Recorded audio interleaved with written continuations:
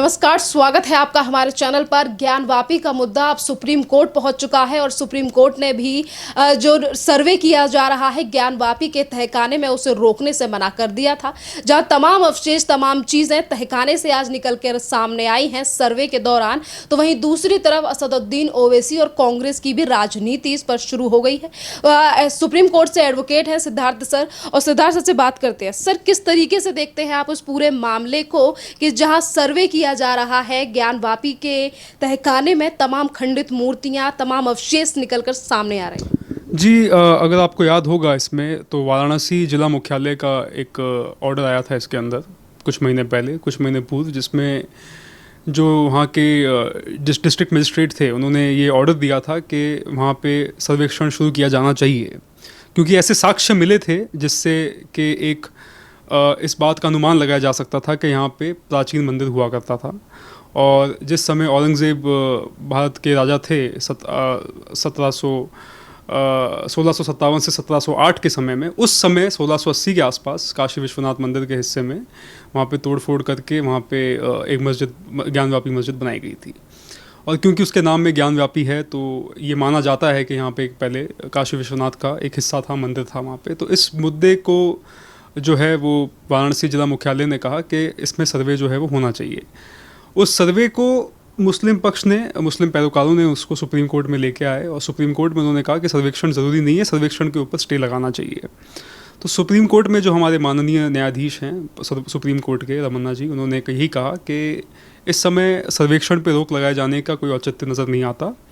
और साथ साथ में क्योंकि ऐसे साक्ष्य पाए गए हैं जिससे कि ऐसा प्रतीत होता है कि यहाँ पे मंदिर था, और इस चीज़ को देखते हुए आर्कियोलॉजिकल सर्वे ऑफ इंडिया, जो ASI जो बॉडी है जो सर्वेक्षण करती है, उसने आज जो है वो उस ऑर्डर को ध्यान में रखते हुए, और कल क्योंकि स्टे सुप्रीम कोर्ट में नहीं मिला, इसलिए आज जो है उन्होंने सर्वेक्षण शुरू कर दिया उसका। सर, सर्वेक्षण शुरू हो रहा है, तमाम बातें निकलकर सामने आ रही हैं कि कितनी ही चीज़ें ज्ञानवापी के तहखाने से मिली हैं। कल फिर से एक बार सर्वे किया जाएगा, जो ऊपर कमरे हैं वहाँ पर भी जाँच की जाएगी, वहाँ पर भी सर्वे किया जाएगा।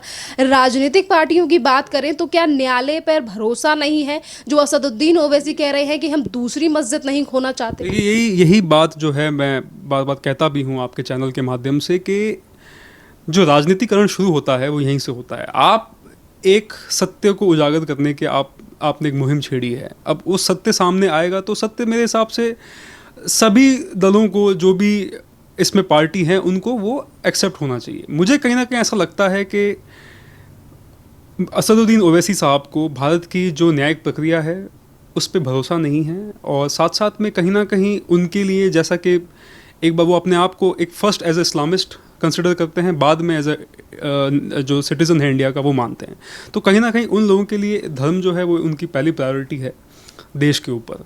और देश की जो संस्थाएं हैं, जो इंस्टीट्यूशंस हैं, अब आज आप देखेंगे वो कहते हैं हम दूसरी मस्जिद खोना नहीं चाहते। क्या मस्जिद खोई है उन्होंने? आप देखेंगे, आप अगर इस ऑर्डर को, पिछला ऑर्डर रामलला का भी जो सुप्रीम कोर्ट में जजमेंट आया था 2019 में, उस जजमेंट में सुप्रीम कोर्ट ने बाकायदा सुशासन, शांति का माहौल बनाए रखने के लिए जो अनुच्छेद 142 में सुप्रीम कोर्ट के पास पावर है, सुप्रीम कोर्ट ने उन्हें ज़मीन दी है, जबकि वो एक टाइटल सूट था।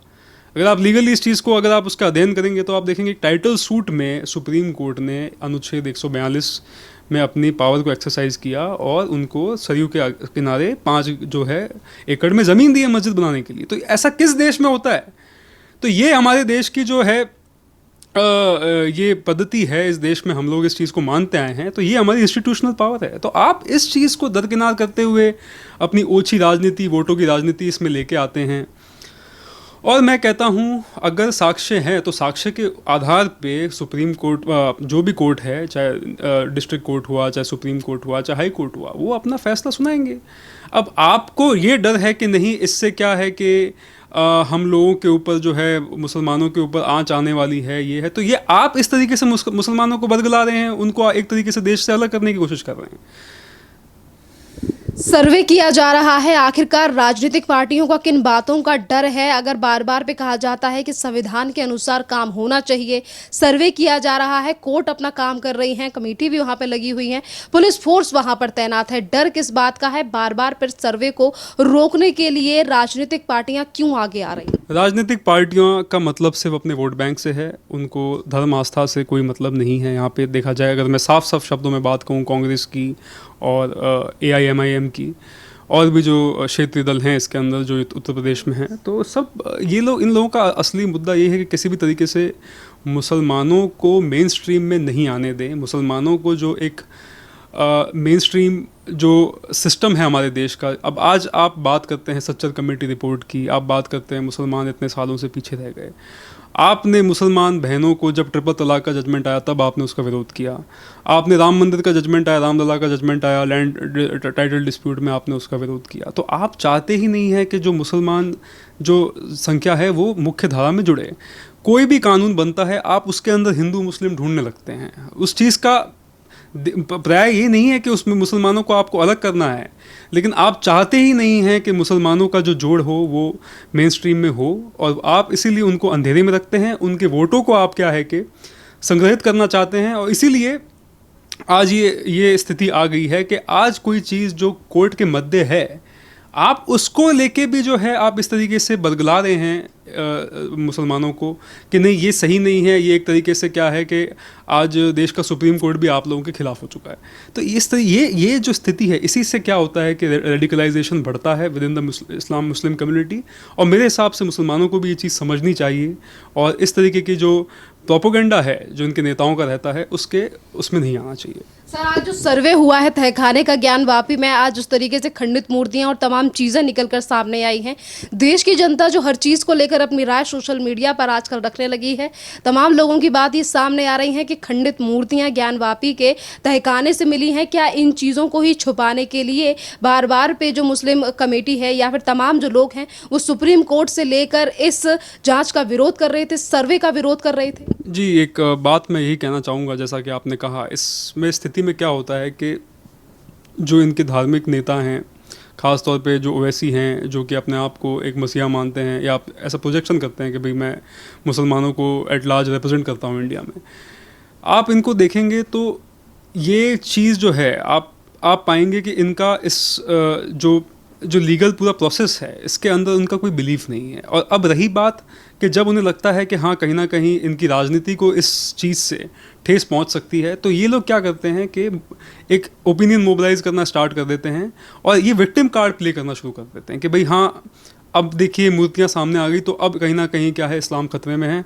और अब इस तरीके की चीज़ें आएंगी सामने तो कल को कोई कोर्ट या कोई आपका इंस्टीट्यूशन है वो भी आपको बचाने नहीं आएगा। तो इस तरीके की जो घटिया बातें हैं वो करना और अपनी राजनीति को जो है वो आग देना, ये इनको ये चीज़ जो है वो शोभा नहीं देता। और साथ साथ में जो अगर एविडेंस सामने आ रहा है, वो मूर्तियाँ मिली हैं, मूर्तियों के बेसिस पे अगर जो है आप लेके आ रहे हो तो ये चीज़ का प्रमाण है कहीं ना कहीं। तभी तो हम इतने सालों से कह रहे हैं कि भाई जो चाहे हमने रामलला की लड़ाई देखी होगी या 1992 से लेके 1949 से लेके 2019 में जाके जो मामला ख़त्म हुआ, तो हमने इतने एविडेंसेस प्रूव करने के बाद भी कोर्ट अपना समय लेता है, अपना वक्त लेता है उस चीज़ को एक फाइनल आउटकम पे आने के लिए। तो वो चीज़ें नहीं देखते हुए स्थिति शुरू से ही कहना कि नहीं अब जो देश है वो आपके खिलाफ होता जा रहा है, इस तरीके की भावना जो है वो उत्पन्न करना अपने धर्म में, ये कहीं ना कहीं बहुत ही गलत चीज़ है और इस चीज़ से जो है उन्हें बचना चाहिए। असदुद्दीन ओवैसी के बाद कांग्रेस के वरिष्ठ नेता हैं पी चिदम्बरम और पेशे से एक वकील भी हैं, वो भी कह रहे हैं कि धार्मिक स्थानों में बदलाव करने की ज़रूरत नहीं है, इससे टकराव की स्थिति पैदा होगी। नहीं, ये किसने कहा? ये अगर कोई भारत में आज भी 80% हिंदू हैं, भारत का इतना गौरवशाली इतिहास रहा है हिंदू धर्म का, अगर आज वो उस चीज़ को रीस्टोर करना चाहते हैं जिस चीज़ पे उनका पहले अधिकार था, तो इसमें क्या गलत है? और आर्कियोलॉजिकल सर्वे ऑफ अभी आप देखेंगे, अभी आप कुछ समय पहले मनोज सिन्हा जी जो लेफ्टिनेंट गवर्नर थे जम्मू कश्मीर के लेफ्टिनेंट गवर्नर हैं, वो गए थे पिछले हफ्ते मातन जो सूरज का मंदिर है वहाँ पे अनंतनाग में कश्मीर में, वहाँ जाके आए तो वहाँ पे भी उन्होंने हवन किया, पूजा की। तो वो ललित आदित्य जिसको मानते हैं कि वो पूर्व का सिकंदर कहते हैं उसको, उसने वो मंदिर बनाया था, वो कश्मीरी हिंदुओं की शान है वो मंदिर। उस मंदिर को जो है बाद में ये इनके इन तरीकों से खंडित किया गया जो बाहर से आक्रमणकारी आए थे, तो वो उसके आने के बाद में उस मंदिर में आज पूजा हो रही है। अब आप देखेंगे वायर ने किस तरीके से ये जो चीज़ आप ओवैसी और ये जो लोग करते हैं, किस तरीके से आप ये लोग जो नैरेटिव बिल्डिंग करते हैं एक तरीके से लोगों को गुमराह करने के लिए। तो उन्होंने ये कह दिया कि भाई आर्कियोलॉजिकल सर्वे ऑफ इंडिया जो है उसके कानून के हिसाब से आप वहाँ जाके कोई भी धार्मिक जो है पूजा नहीं कर सकते, पाठ नहीं कर सकते, बट जबकि ऐसा नहीं है। अगर आप एक्ट पूरा पढ़ेंगे उसके अंदर तो ये, क्योंकि क्या होता है व्यक्ति आमतौर पे वो पूरी चीज़ उसको समय मिल नहीं पाता उस चीज़ का पूरा आंकलन करना, उसको एनालाइज करना। तो ये लोग क्या करते हैं, ऐसे छोटे छोटे कहीं ना कहीं से कट पेस्ट करके चीज़ें लेके आते हैं पब्लिक के सामने और इस तरीके से पब्लिक जो है जनता को बदलाते हैं। तो ये किसी भी तरीके से मेरे हिसाब से गलत नहीं है। और रही बात, जब आपके पास साक्ष्य हैं, एविडेंसेस हैं ये प्रूव करने के लिए कि वहाँ पे क्या था, तो मेरे हिसाब से मामला विचाराधीन है कोर्ट के सामने। आप उससे पहले जब तक कोर्ट ने कोई जजमेंट पास नहीं किया, आप उस मुद्दे पे नहीं बात कर सकते इतना ज़्यादा।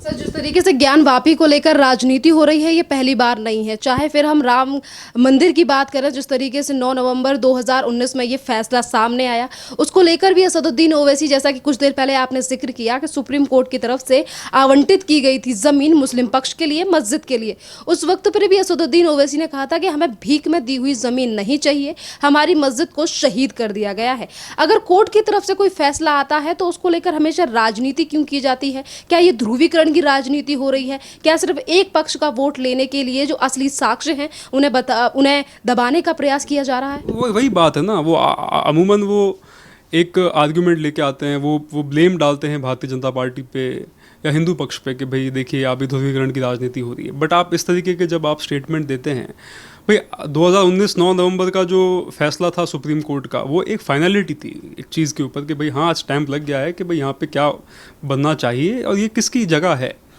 अब आप उस चीज़ में भी राजनीति ढूंढ रहे हैं। आप सुप्रीम कोर्ट एक जजमेंट दे चुका है, उस पर भी राजनीति ढूंढ रहे हैं। सुप्रीम कोर्ट का जजमेंट कोई ऐसा तो है नहीं कि सुप्रीम कोर्ट ने कोई 3 महीने में सुना दिया हो, 6 महीने में सुना दिया हो।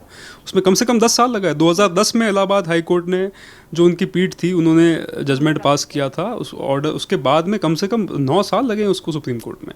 बाकायदा 3 महीने सिर्फ सुनवाई हुई है उस विषय पे, बाकी दूसरे विषयों को साइड में रख के। और क्योंकि ये दोनों पक्षों को सुन के, ऐसा तो है नहीं कि कोई उनके पक्ष को सुना नहीं गया।